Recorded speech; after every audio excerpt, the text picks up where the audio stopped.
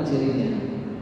Jadi kita mungkin selama ini mungkin mengaku beriman, tapi apakah beriman sebenarnya?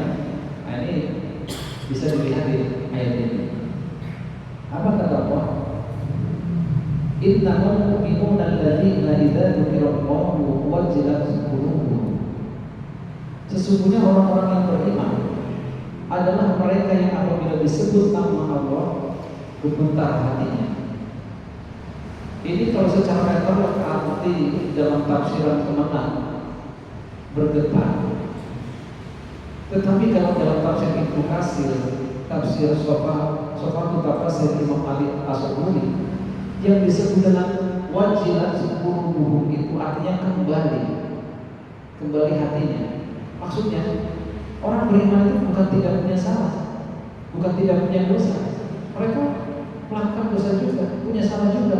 Tapi ketika diingatkan tentang Allah, kepada Allah, dia cepat kembali sadarnya. Yang disebut wajilat qulubuhum itu artinya gitu, bukan gemetar kemudian bergetar doang, tidak ada konkretnya apa. Ya, setelah orang itu bergetar hatinya, sadar, dia akan kembali kepada kejalan yang benar. Itu yang disebut dengan wajilat qulubuhum. Wa idza tuliyat 'alaihim, yang kedua kata Allah, apabila dibacakan ayat-ayat Allah kepada mereka, wa idza tuliyat 'alaihim ayatuhu zadatuhum iman, maka bertambah imannya. Dibaca Quran langsung tambah imannya, langsung saya pengen baca Quran, saya pengen harus bisa belajar seperti itu.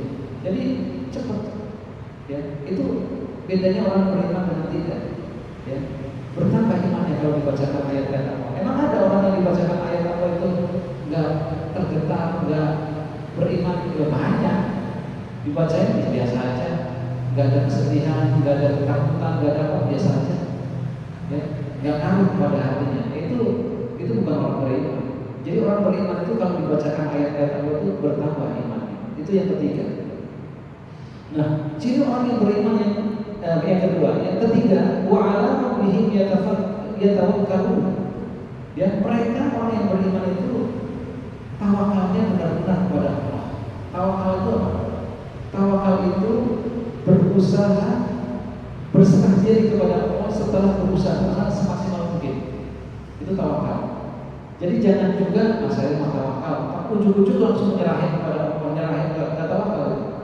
Tawakal itu dia usaha dulu semaksimal mungkin, setelah itu dia berpasrahkan hasilnya dan pasrah. Itu tawakal. Orang beriman itu punya sikap mental seperti itu. Jangan sedikit-sedikit udah berserah Allah aja. Kamu dia berusaha tuh. Ya belum sih, nggak tahu kan. Motor misalnya, ya kan? Nggak dipuji ganda atau taruh di situ aja gitu. Jangan di situ, di belakang aja. Udah saya mau terserah Allah jaga motor saya. Enak aja. Itu tawakalnya nggak benar. Tawakal yang benar itu disimpan di tempat yang rapi, mungkin dikunci ganda. Kalau hilang itu udah benar tawakalnya.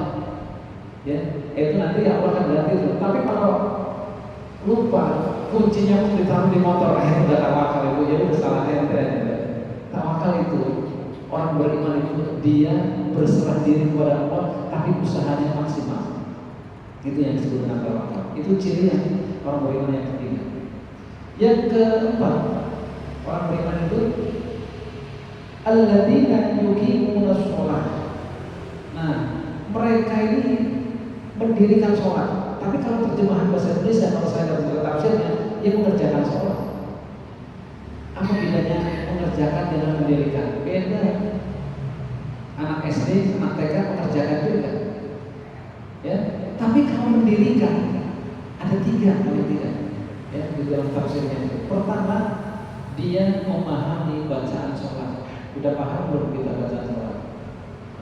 Belum mendirikan, berarti memahami bacaan sholat, ya.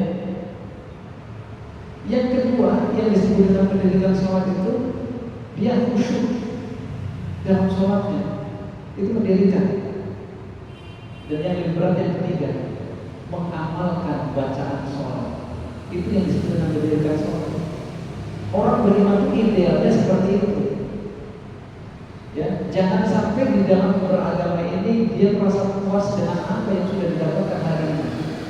Kata Imam Ali, salah satu yang menghambat kesolehan seseorang dalam beragama ini, dia merasa cukup dengan apa yang ada.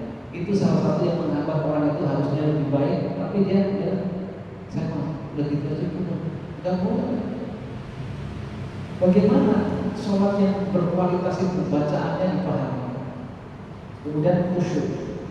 Ustaz, gimana cara khusyuk? Iya, salah satu membuat orang itu bisa khusyuk ketika dia lisannya mengucapkan, hatinya sibuk mengartikan. Allahu Akbar, kan gitu ya. Allahu Akbar kabira walhamdulillahi katsiran. Lisannya kan gitu ya. Allahu Akbar kabira.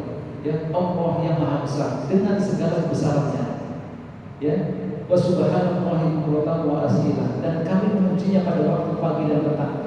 Ini lisannya ngomong, hati yang mengartikan. Ketika rukuk, subhanallahil azim wa bihamdihi, Maha suci Allah yang Maha agung.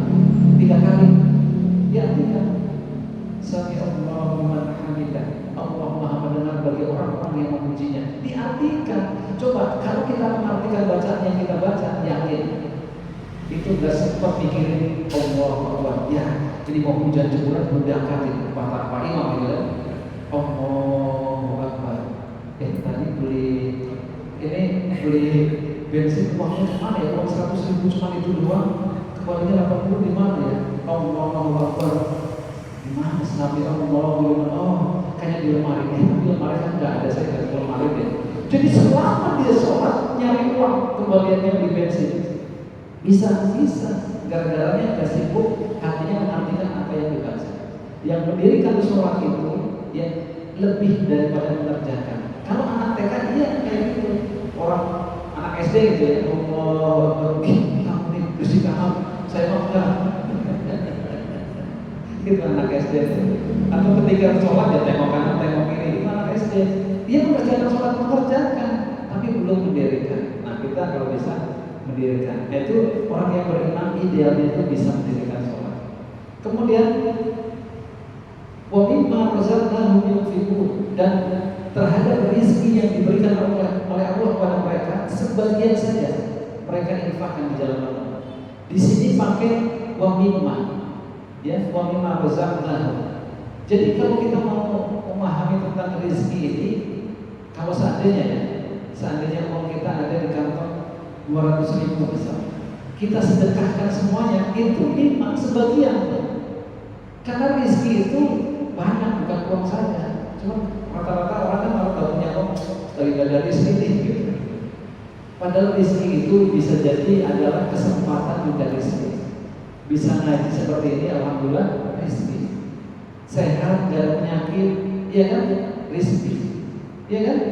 Coba hari ini misalnya kita gak punya uang, kemudian sakit, ya gak bisa jalan, kira-kira diamin aja mau ke rumah sakit atau ke klinik.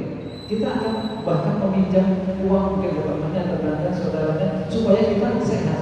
Artinya kalau kita hari ini gak punya uang tapi sehat, itu dari segi banyak, udah menang banyak. Makanya di dalam kitab Nasab Ibnu Ibad, seorang ulama Ibnu Hajar al-Asqalani mengatakan, ya, qul alhamdulillahi qala al-katsir. Katakanlah alhamdulillah ketika engkau mendapatkan banyak ataupun sedikit. Mendapatkan banyak atau sedikit. Ya, ketika orang merasa mendapatkan sedikit padahal banyak. Coba kita mau berhitung. Hari ini kita kan nggak pernah berdoa minta ya Allah berikanlah oksigen yang sehat untuk saya hidup. Oksigen dikasih nggak sama Allah pada kita? Dikasih, bahkan nggak pernah minta. Ya Allah berikanlah air, ya untuk bisa mandi, untuk bisa mencuci, untuk bisa menyiram, untuk bisa macam-macam. Nggak pernah minta ya berikan air, tapi Allah kasih. Ya Allah berikanlah paru-paru saya sehat, jantung saya sehat. Pernah nggak doa begitu? Gak pernah, tapi dikasih ya. Kamu seandainya hari ini kita apa istilahnya tidak punya apa-apa pun, masih banyak nikmat Allah yang kita nggak bisa hitung. Itulah nikmat Allah. Maka terhadap rezeki yang Allah berikan kepada mereka, wa mimma razaqnahum yunfiqun. Itu yang kelima. Nah, kalau 5 hal